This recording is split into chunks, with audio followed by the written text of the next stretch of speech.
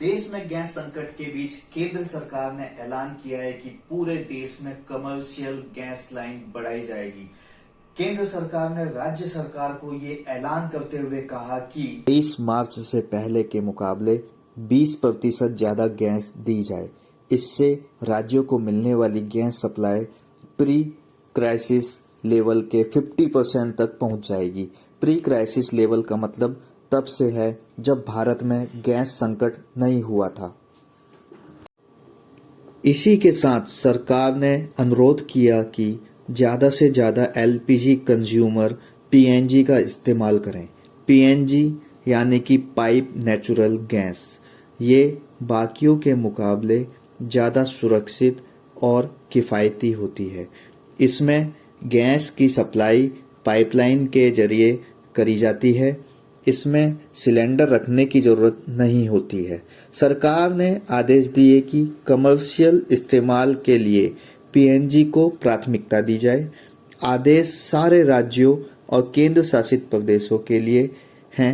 इसी के साथ ये भी बताया गया कि गैस की ब्लैक मार्केटिंग को रोकने के लिए सरकार सख्त कदम उठा रही है।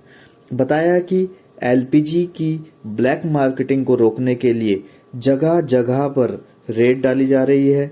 आपकी जानकारी के लिए बता दूं कि यूएस, इजराइल, ईरान की लड़ाई की वजह से उत्पन्न हुए ये गैस संकट की वजह से कई सारे होटल, रेस्टोरेंट, ढाबा वालों को अपना काम रोकना पड़ा। समस्याओं को देखते हुए सरकार ने कहा कि 23 मार्च से सप्लाई 20% बढ़ा दी जाएगी। यानी कि केंद्र सरकार ने ये ऐलान किया है कि 23 मार्च जो कि कल चला चुका है, उससे 20% की सप्लाई जो है वो बढ़ा दी जाएगी। मिडल ईस्ट से आने वाला सामान भारत में स्ट्रेट ऑफ हॉर्मोन से होकर गुजरता है।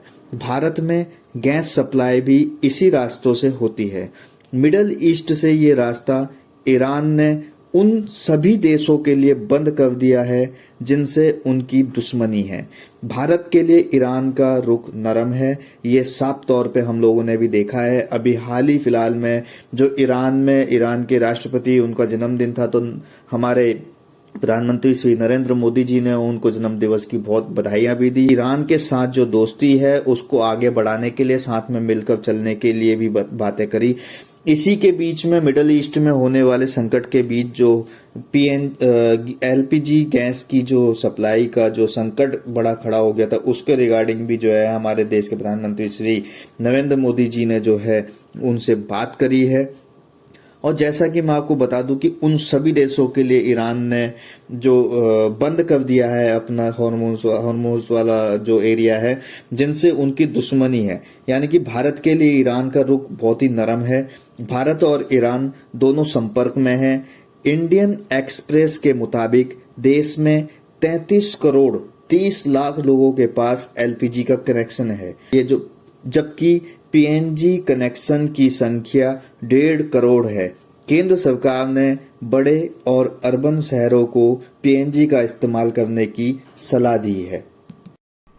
पेट्रोलियम और प्राकृतिक गैस मंत्रालय के सचिव डॉक्टर नीरज मित्तल ने एक लेटर लिखा और उसमें यह ऐलान किया कि गैस डिस्ट्रीब्यूशन में सामुदायिक रसोई, restaurant, dhaba, hotel, industrial canteen को प्राथमिकता दी जाए।